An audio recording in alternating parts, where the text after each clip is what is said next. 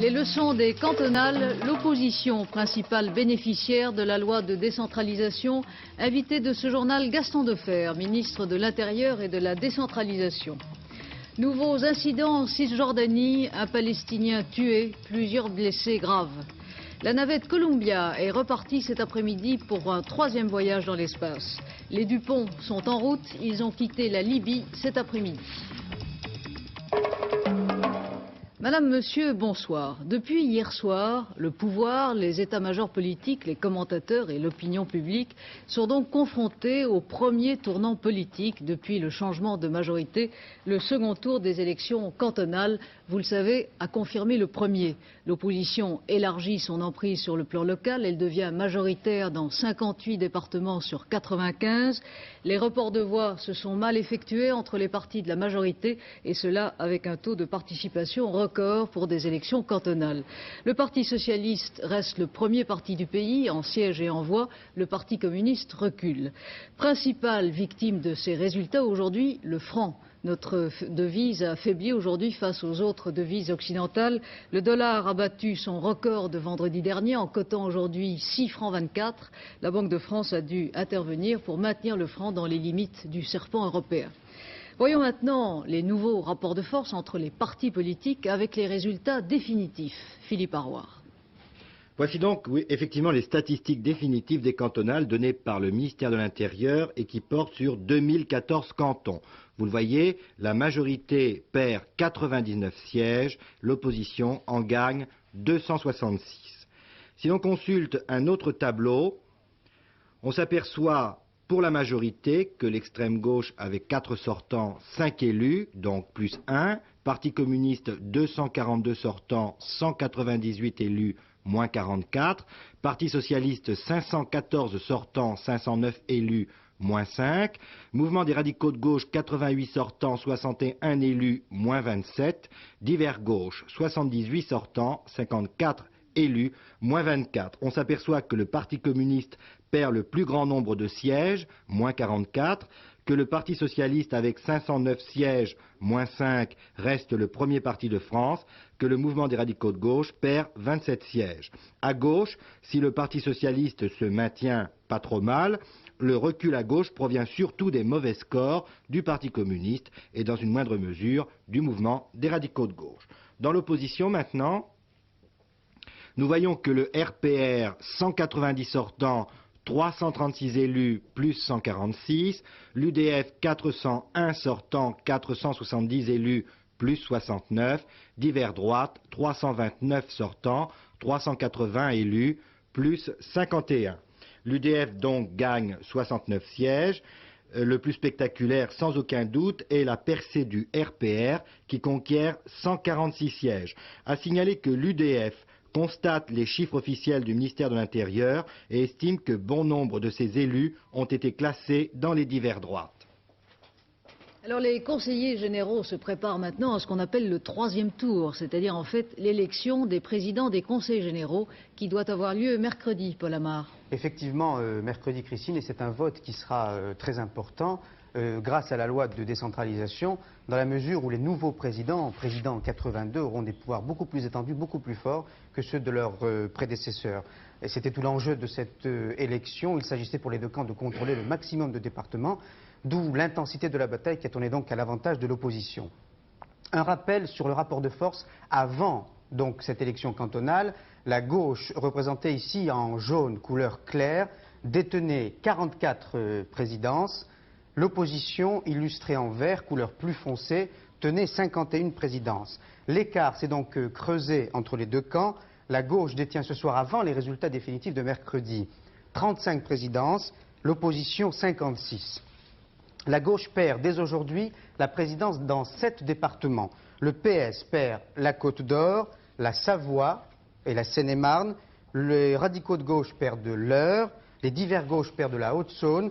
Enfin, le Parti communiste perd l'Essonne et la Meurthe-et-Moselle. En outre, la gauche qui détenait la majorité à la suite d'élections partielles dans plusieurs départements présidés par l'opposition ne parvient pas à l'emporter. C'est le cas notamment de l'Ardèche, du Jura et des Pyrénées-Orientales. Restent 4 départements où les deux camps sont arrivés à égalité. l'Aisne, l'Allier, la Corrèze et la Saône-et-Loire. Un seul critère mercredi, l'âge. Les conseillers généraux choisiront le président le plus âgé, le doyen donc de leur assemblée. L'Aisne restera sans doute à l'opposition. L'Allier, présidé jusqu'à présent par un communiste, passera sans aucun doute à droite. La Corrèze, présidée par un apparenté RPR, sera sans aucun doute mercredi tenue par un président communiste. Enfin, la Saône-et-Loire, là ce sera assez difficile. Le doyen est le docteur Pleindou, qui est sans étiquette, il a 78 ans. Les radicaux de gauche lui rappelleront qu'en 79, il leur faisait les yeux doux. Réponse donc mercredi pour la Saône-et-Loire. Pas de changement de cap ni de changement d'équipe, disait-on aujourd'hui dans l'entourage du Premier ministre. Pierre Mauroy s'est entretenu pendant 1 heure avec le chef de l'État. Le résultat des élections n'aura pas de conséquences sur la nature et le rythme du changement, dit-on donc officiellement. Il n'en demeure pas moins, Noël Copin, que la majorité traverse là sa première véritable épreuve. Oui, l'une des questions qui pourrait se poser à la majorité, au moins à long terme, c'est précisément la composition même de cette majorité. En gros, posons le problème tel qu'il s'est posé dès le premier tour des cantonales. Le Parti socialiste ne récupère pas les voix qui ont été perdues par le Parti communiste. Alors, que faire? Ce que l'on remarque, une première constatation, c'est que dans toutes les déclarations qu'il y a eu depuis 24 heures, personne à gauche n'a remis en cause l'unité de la gauche. On peut même dire que les dirigeants du Parti communiste ont eu un langage qui était plus unitaire et plus solidaire que jamais. Quant au Parti socialiste, personne n'évoque la possibilité d'un renversement d'alliance et de toute façon, on souligne bien que si le Parti socialiste était un jour sensible aux sirènes qui essaient de le faire partir vers le centre ou vers la droite, eh bien le Parti socialiste commettrait une maladresse politique car il laisserait le terrain libre au Parti communiste à gauche et ce serait revenir sur le choix qui avait été fait à Épinay lors de la constitution du nouveau Parti socialiste en 1971. Alors il reste, pour compenser ces pertes de voix, à rechercher des voix au centre-gauche. Roger Gérard Schwarzenberg, qui hier soir, au nom des radicaux de gauche, insistait sur la nécessité pour la gauche d'avoir ce troisième pilier. Mais ce troisième pilier, le MRG, n'a pas eu beaucoup de succès à ces élections. Alors la question qui se pose, Valéry Giscard d'Estaing et sa majorité ont perdu en grande partie parce qu'il leur manquait un centre qui s'était effacé dans cette majorité. Est-ce que la majorité de gauche aujourd'hui ne risque pas un jour d'avoir le même problème? Et on annonce aussi un changement du mode de scrutin et un retour à la proportionnelle. Oui, c'est la volonté très précise du président de la République et c'était d'ailleurs dans le programme du Parti socialiste. Le président de la République estime qu'il n'y a pas de système idéal comme mode de scrutin, mais qu'il est bon de changer tous les 15 ans car le système peut quelque peu se vicier.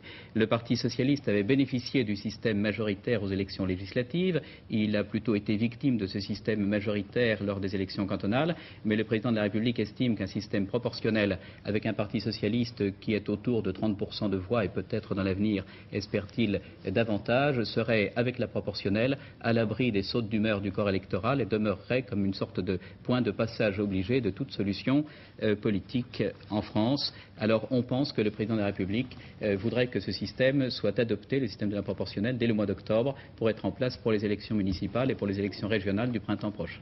Justement, Monsieur Defferre, vous êtes au centre du débat puisque vous êtes ministre de l'Intérieur et aussi ministre de la décentralisation, une décentralisation dont vous êtes l'architecte et le champion et qui risque fort de tourner maintenant au bénéfice de vos adversaires. Mais d'abord, ce retour à la proportionnelle, c'est à qui? C'est dans le programme qui a été présenté par le président de la République quand il a été candidat. La proportionnelle, c'est un principe dont il est facile de définir le rôle qui consiste à ce que chacun soit aussi bien représenté que possible. Tandis que dans le scrutin majoritaire, au second tour, on élimine beaucoup de voix qui ne comptent plus du tout, qui ne sont plus représentées. Enfin, ça ne vous avait pas trop mal réussi aux législatives. Non, parce que nous avions le courant pour nous. Et pour l'avenir, nous allons étudier tous les problèmes, car la proportionnelle, c'est un principe. Et puis, il y a beaucoup de modalités. Et nous verrons quelles sont celles qui... Est-ce qu'on ne risque pas d'aller vers un mélange proportionnel et majoritaire? Ce n'est pas exclu. Je n'ai pas encore commencé, j'attendais la fin de ces élections pour le faire. Je n'ai pas encore commencé à étudier attentivement le problème. Je vais le faire et nous proposons au Parlement un projet de loi qui, comme toute loi électorale, donnera lieu sans doute à pas mal de discussions et qui, je pense, sera voté. Alors vous avez déclaré hier soir qu'il n'était pas question de faire marche arrière en ce qui concerne la décentralisation. Reste quand même à fixer exactement la compétence des nouveaux patrons de département que vont être donc les présidents de conseils généraux. Là, vous n'allez pas quand même laisser à vos adversaires autant d'armes et de munitions politiques. Si. En vérité, quand le débat a eu lieu à l'Assemblée nationale, j'avais été accusé de vouloir politiser les conseils généraux. Et quand on disait politiser, on sous-entendait, ou on disait clairement qu'il était question d'une sorte de mainmise du Parti socialiste sur les conseillers généraux, sur les départements. En vérité, j'avais répondu, c'était l'évidence et la réalité le confirme, que c'était les électeurs qui choisiraient. Or, les électeurs ont choisi de donner la majorité des départements français à l'opposition, ce qui était parfaitement leur droit. C'est une hypothèse qui va être envisagée à l'avance. Et aujourd'hui, je tiens à le dire, je ne changerai pas le texte qui a été voté, bien sûr, ce n'est pas question, ni les projets qui ont été faits en ce qui concerne le transfert de compétences, parce que l'opposition a obtenu le plus grand nombre, ou va obtenir le plus grand nombre de présidences de conseils généraux dans les départements. Mais alors ce changement dont on dit qu'il doit se poursuivre, comment va-t-il se réaliser dans les 58 départements où l'opposition a la majorité? Exactement de la même façon. Vous savez, j'ai déjà pu mesurer à quel point les présidents de conseils généraux qui savaient qu'ils seraient réélus avaient hâte de s'emparer du pouvoir et même parfois d'aller un peu plus loin. Mercredi prochain, les préfets vont transmettre au président de conseils généraux le pouvoir de gestion, ce qu'on appelle l'exécutif du département. Puis, dans la session du mois d'avril, le Parlement sera amené à se prononcer sur le transfert de compétences supplémentaires de l'État aux collectivités territoriales. Alors qu'il est, on connaît les compétences du département. Ce sont notamment tous les problèmes d'aide sociale, les problèmes de gestion du patrimoine du département et notamment de la voirie, et les problèmes d'aide aux communes. Il s'ajoutera à cela un certain nombre de choses quand le texte sera voté par le Parlement, et ensuite je demanderai au Parlement, pendant la session du printemps, de voter le texte sur la Corse, puisqu'en Corse, les élections doivent avoir lieu au mois de juillet. Je ne changerai donc rien à mes projets, c'est ça la loi de la démocratie. Nous n'avons pas gagné, les autres ont gagné, ils bénéficieront avant nous, et plus que nous, dans plus de départements que nous, de la loi de décentralisation. Je le regrette, mais tant mieux pour eux. Et on ne risque pas de vous accuser de jouer ainsi à l'apprenti sorcier en fabriquant cette espèce de...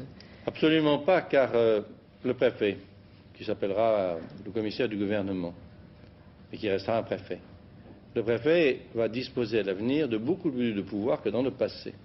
En effet, le préfet avait une double fonction. Il était le représentant de l'État, mais dans ce domaine, sa compétence était limitée. Et le représentant du département vis-à-vis de l'État. En ce qui concerne son rôle de représentant de l'État, il va désormais être le véritable responsable de tous les services ministériels installés dans le département. Alors est-ce que vous ne reprenez pas d'une main ce que vous donnez d'une autre? J'ai toujours dit dans toutes les discussions qu'il fallait que ceci soit équilibré. La décentralisation et une très large déconcentration. Car il faut que l'État reste un État unitaire, c'est ce que le gouvernement a toujours dit, et le préfet, en devenant le représentant de l'ensemble du gouvernement, de chacun des ministres, et en étant, je m'excuse du mot, qui vous étonnera peut-être, le patron de la direction départementale de l'équipement, de l'agriculture, de la jeunesse et des sports, de toutes les directions ministérielles qui étaient dans le département, qui autrefois envoyaient les dossiers à Paris pour qu'ils soient traités et que les décisions soient prises.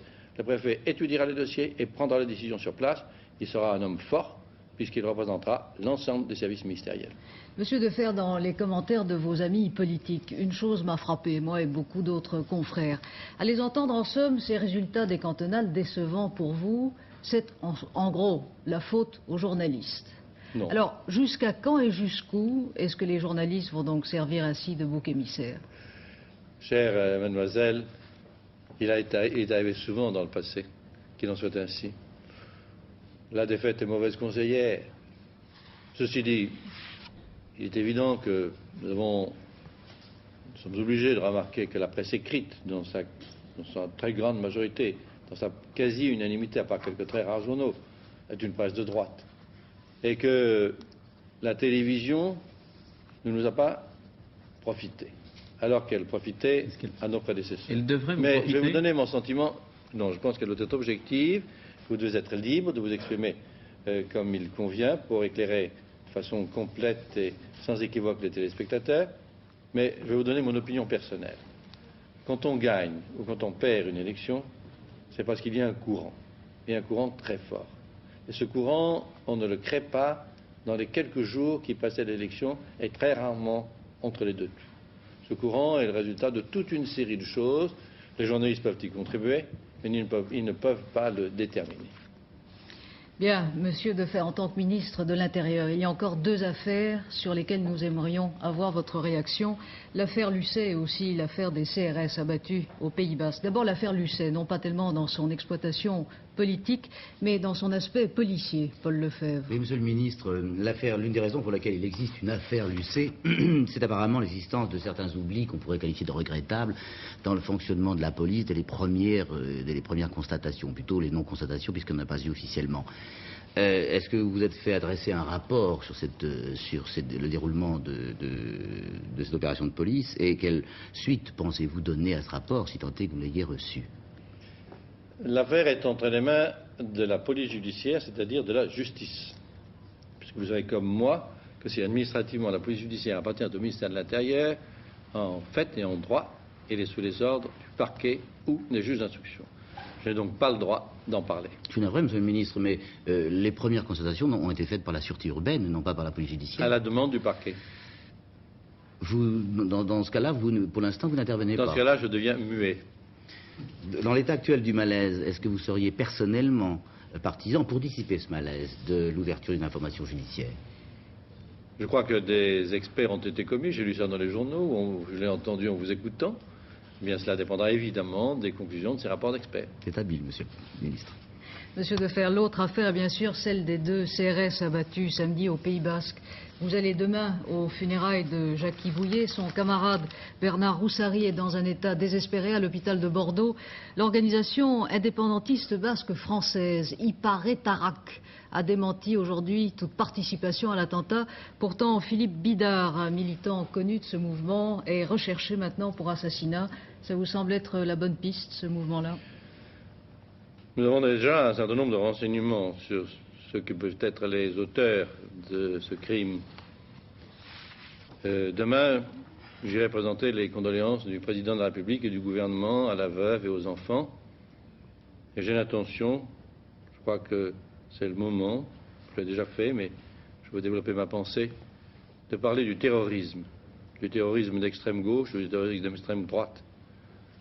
Dans un pays comme la France, qui est une démocratie, je considère que la violence, le crime politique n'ont pas leur place. Chacun a la possibilité de s'exprimer, on vient de le voir. L'opposition a recueilli un grand nombre de suffrages et a pu se développer complètement dans le pays pendant ces élections. Et par conséquent, j'ai demandé que soient recherchés les auteurs du crime pour qu'ils soient livrés à la justice et j'espère qu'ils seront sévèrement punis. Mais il faut aussi ne pas oublier que quand il y a des manifestations comme celle-là, il y a en général des causes profondes. C'est à ces causes qu'il faut s'en prendre si l'on veut effectivement et durablement supprimer le terrorisme. C'est ce que j'expliquerai demain. Merci, Monsieur le Ministre. L'attentat, je vous le rappelle, a aussi été revendiqué par le bataillon basque espagnol, un mouvement d'extrême droite qui sévit en Espagne. 2 policiers espagnols et une femme ont été tués aujourd'hui en Espagne, près de Bilbao. L'attentat n'a pas encore été revendiqué. Les agriculteurs français ne sont pas contents et ils veulent le faire savoir. Demain, les 2 principaux syndicats agricoles, la FNSEA et le CNJA, vont faire venir à Paris 100 000 paysans, c'est-à-dire près du 20e de la population agricole française. C'est en tout cas leur objectif, à moins de 10 jours des ultimes négociations de Bruxelles sur les prix agricoles. Un défilé dans la capitale de la place de la Nation à la porte de Pantin, une vaste campagne d'information auprès des Parisiens, autant de moyens pour faire comprendre au pouvoir et à l'opinion que, selon l'expression de François Guillaume, le président de la FNSEA, les agriculteurs ne peuvent plus attendre. Alain Doubeski. Cette manifestation constituera un événement historique sans précédent, c'est tout au moins ce qu'affirment les organisateurs. Dès à présent, on peut dire qu'elle aura 4 objectifs. 1. Démontrer bien sûr la puissance de la FNSEA. 2. Prouver l'unité du monde agricole, en particulier de la fédération. 3. Sensibiliser les Parisiens, les informer. 4. S'adresser au gouvernement alors que se poursuivent des négociations à Bruxelles. C'étaient les objectifs, maintenant les revendications. 8 années de baisse continue de leurs revenus, c'est trop, c'est injuste, affirmeront demain avec vigueur les manifestants. Ensuite, ils dénonceront la hausse des coûts de production. Enfin, ils seront unanimes pour refuser les projets gouvernementaux de création d'offices fonciers et d'offices par produit. Alors maintenant, pourquoi une manifestation aussi importante demain? Pourquoi avoir attendu 8 années de baisse de leurs revenus? 2 hypothèses. 1. On peut imaginer que l'électorat agricole, traditionnellement conservateur, a choisi de s'aligner sur l'opposition, donc de contester, alors que depuis longtemps, il coopérait pour les affaires agricoles avec les gouvernements successifs. Ensuite, on peut imaginer également que cette année, de toute façon, Giscard ou Mitterrand, Barre ou Mauroy, la coupe aurait vraiment débordé. Ces deux hypothèses peuvent s'additionner, justifiant ainsi l'ampleur de la manifestation de demain. Le ministre de l'Agriculture, Edith Cresson, estime que de toute façon, l'obstruction britannique à Bruxelles empêchera tout accord sur les prix agricoles européens et que l'échéance du 1er avril ne pourra être tenue. Déçu, surpris et inquiet, tels sont les adjectifs employés par Yvon Gattaz, le président du CNPF, pour qualifier ses réactions à l'issue de son entretien cet après-midi avec le Premier ministre. Le but de la rencontre, l'allègement des charges des entreprises. La taxe professionnelle sera atténuée, mais aucun chiffre n'a été avancé par M. Mauroy. Un nouveau rendez-vous a été pris pour le 16 avril. À l'étranger, un gros point noir, la situation en Cisjordanie. Depuis son occupation par Israël en 1967, la Cisjordanie a vécu aujourd'hui sa journée la plus dramatique. Un Palestinien a été tué, plusieurs autres grièvement blessés lors de nouvelles manifestations de rue dans un village près de Ramallah. Hier, le ministre de la Défense israélien a ouvertement brandi la menace de l'annexion des territoires occupés à Israël. Les capitales occidentales s'inquiètent. Washington réaffirme la nécessité de débloquer les négociations sur l'autonomie palestinienne. Paris exprime sa vive préoccupation et en guise de symbole, le consul général de France à Jérusalem a rendu visite au maire palestinien d'El Biré, destitué par les Israéliens. Le dossier Paul Naon. Pour la 4e journée consécutive, des incidents ont eu lieu ce matin en Cisjordanie, où la grève générale a été massivement suivie par la population. L'armée a arrêté de nombreux commerçants qui refusaient d'ouvrir leurs magasins et certains d'entre eux ont même été ouverts de force par les soldats israéliens. Aujourd'hui encore, un deuxième Palestinien a été tué d'une balle dans la poitrine et 2 autres blessés, toujours par balle. Et puis, signe plus inquiétant, l'apparition depuis hier de civils israéliens, en fait des colons armés qui ont ouvert le feu sur des manifestants sous les yeux des soldats impassibles, ce qui illustre bien le rôle croissant des activistes israéliens dans les territoires occupés. Je crois qu'il faut d'abord replacer les événements de Cisjordanie dans leur contexte, à savoir la restitution dans les mois qui viennent, dans le mois qui vient, du Sinaï à l'Égypte. Le 25 avril, en effet, une partie des accords de Camp David sera réalisée. L'autre partie prévue par ces accords, l'autonomie des territoires occupés, restera encore à faire et c'est bien sûr le plus gros morceau. Mais tout se passe un peu aujourd'hui comme si pour imposer l'autonomie dans ces territoires, les Israéliens tentaient de dissocier les maires palestiniens très proches de l'OLP de la population dont une partie serait prête, dit-on, à collaborer avec les autorités israéliennes. C'est le sens également de la création par Israël de la Ligue des villages en Cisjordanie, organisation modérée qui devrait prendre à terme le relais des maires palestiniens. Mais pour l'instant, toutes ces manœuvres ont échoué et les événements sanglants de ces derniers jours n'ont eu le résultat inverse recherché par les Israéliens, à savoir resserrer les liens de la population avec ces maires. Tout cela dans un climat de tension extrême, menace des Israéliens et menace de mort de l'OLP adressée à toutes les personnes qui collaboraient avec les autorités israéliennes. Cependant, pour l'instant, l'annexion de la Cisjordanie semble écartée par le gouvernement israélien pour la bonne raison que cet acte équivaudrait à forcer à peu près 800 000 Arabes à s'intégrer à la population israélienne. Les pays arabes ont demandé aujourd'hui la convocation urgente du Conseil de sécurité des Nations Unies. La guerre entre l'Iran et l'Irak ravivée aujourd'hui avec une offensive iranienne sur le front sud-ouest. 10 000 Irakiens auraient été tués ou blessés selon Téhéran. Le baptême d'une enfant a fait vibrer le cœur des Polonais au rythme de solidarité, en tout cas à Gdansk. Cela se passait hier après-midi, le baptême de la dernière fille de Lech Walesa, toujours en détention. L'église de Gdansk était pleine à craquer, dehors 15 000 personnes qui n'hésitaient pas à porter un insigne du syndicat interdit. Des délégations syndicales ont rendu hommage à Madame Walesa.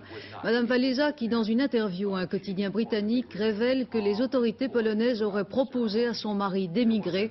Walesa a refusé en hurlant, dit-elle. On essaye d'éprouver son état mental, mais il ne s'inclinera pas, j'en suis sûre, dit Madame Walesa. Les Dupont sont en route. Cette fois, ça y est, Denise Dupont et ses 2 fils, libérés hier par les autorités libyennes, sont à bord d'un avion d'Europe Assistance qui se posera ce soir directement à Cambrai. Dans les villages d'Auchin et de Thian, dont les Dupont sont originaires, on se prépare à leur retour, mais ce n'est pas vraiment le retour des fils prodigues. Jérôme Camille.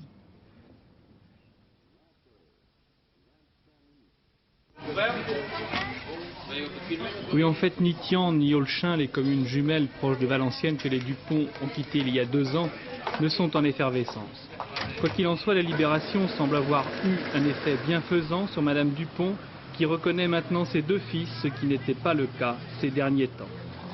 Il n'est pas sûr qu'elle ait vraiment réalisé que l'heure du retour avait sonné, mais le maire de Thian, lui, attend les Dupont.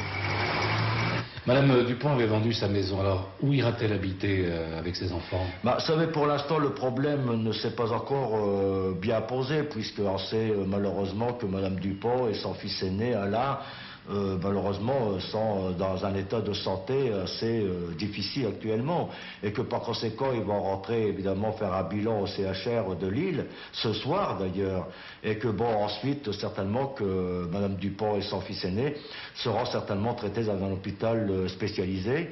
Bon, ce qu'il peut être espéré, c'est que Jean-Claude, qui lui est en meilleure santé et qui lui pourrait peut-être être hospitalisé que quelques jours, mais là, sa grand-mère l'attend à grands bras ouverts.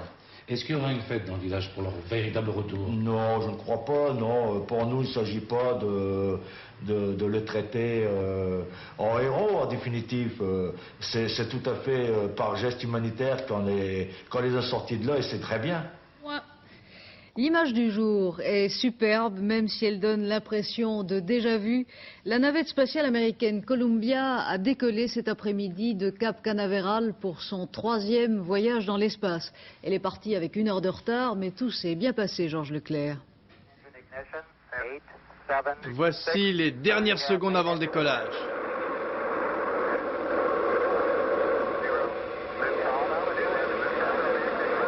Décollage magnifique, se sont écriés les spectateurs massés autour de la base spatiale Kennedy au nombre d'1 million. Malgré les nuages, malgré le changement de piste de retour, malgré la petite panne de cette nuit, la navette tient son pari, devenir un instrument commercial, une sorte de camion de l'espace, et non plus un prototype extraordinaire dont chaque geste doit être mesuré et décidé avec précaution. À bord de cette navette, Jack Lousma, vétéran de l'espace, âgé de 46 ans, et Gordon Fullerton, un bleu, lui, du cosmos, qui prend ici son baptême. Cette ascension de Columbia s'est passée vers 17 h. Actuellement, la navette entame son 3e tour de notre planète à 240 km d'altitude. Les portes de la soute sont ouvertes, les expériences vont commencer. Il s'agit, pour cet avant-dernier vol d'essai, de transformer Columbia en tourne-broche, en l'exposant au soleil sous toutes les coutures et de vérifier ses capacités de résistance aux élévations de température. Vous avez vu cette image extraordinaire? La NASA nous a offert un spectacle, probablement pris d'un avion de poursuite à haute altitude. Pourtant, ce n'est pas encore tout à fait la routine. Ainsi, déjà, une génératrice électrique auxiliaire est tombée en panne, mais la NASA ne pense pas que cela obligera les 2 astronautes à écourter leur séjour et leur mission de 7 jours. Le vaisseau s'élève de plus en plus vite, il s'allège peu à peu. Dans ses soutes, 10 tonnes d'équipement pour la science, la technologie, la médecine et aussi la mesure de l'environnement. Une dernière scène spatiale, voici le détachement des 2 fusées latérales vidées de leur poudre. Nous sommes à 52 km d'altitude, 2 minutes après le décollage, et en route pour les étoiles. Et si tout va bien, retour de la navette en direct dans ce journal lundi prochain à 20h24 très exactement. Et maintenant nous restons au ciel avec Alain Gillot-Pétré. Oui, mais je vais en faire sourire quelques-uns. Nous retournons au gelé. Oui, ce n'est pas encore le printemps. Pourquoi c'est gelé? Eh bien, c'est à cause de cet énorme anticyclone centré sur les îles britanniques. Pour ceux qui s'intéressent, il fera dans les 1035 millibars et qui dirige sur notre pays de l'air stable mais froid venu de l'Europe continentale. Avec ce temps-là, donne en général du brouillard le matin et des éclaircies l'après-midi. Donc pour demain, le baromètre sera en hausse, mais le thermomètre en baisse. En baisse, je vous ai mis ici sur cette carte les gelées pour demain matin. Gelées au sol surtout de -1 dans le nord, -4 au nord-est, -5 à Clermont-Ferrand. Des brumes et du brouillard presque partout le matin, sauf près de la Méditerranée. Et l'après-midi, des éclaircies au nord de la Loire, très peu, mais surtout au sud de la Loire jusqu'à la Garonne. Toujours un fort risque d'avalanche sur les Alpes du Nord et les Pyrénées. J'ajoute qu'il fera du beau temps en général sur la Méditerranée et qu'il y aura possibilité d'averses résiduelles en Corse. Les températures prévues par la météo nationale pour demain après-midi, cette fois c'est en baisse partout, pas de problème. Il faisait 15 degrés aujourd'hui à Lorient à 16h, il ne fera que 10 demain. Vous le constatez, le minimum -3, tout simplement, au plus 3 donc à Nancy et 13 degrés à Nice et à Ajaccio. C'est pas beaucoup tout ça. Pour terminer notre agenda, demain mardi 23 mars, 4 minutes de soleil en plus, levé 6h49, couché 19h06 et l'on fêtera les Victoriens. À 23h15, votre dernier journal avec Jacques Merlino. Demain midi, Philippe Labro recevra François Guillaume, le président de la FNSEA. Avant de nous quitter jusqu'à demain soir, je vous rappelle l'essentiel de l'actualité cantonale. L'opposition principale bénéficiaire, mais la décentralisation suivra son cours, affirme Gaston Defferre. Tension très vive aujourd'hui en Cisjordanie, un Palestinien tué. Troisième lancement réussi pour Columbia, la navette spatiale américaine. Et puis la famille Dupont rentre au Bercail. Elle atterrit ce soir à Cambrai. Merci d'avoir suivi ce journal. À demain à 20h si vous le voulez bien.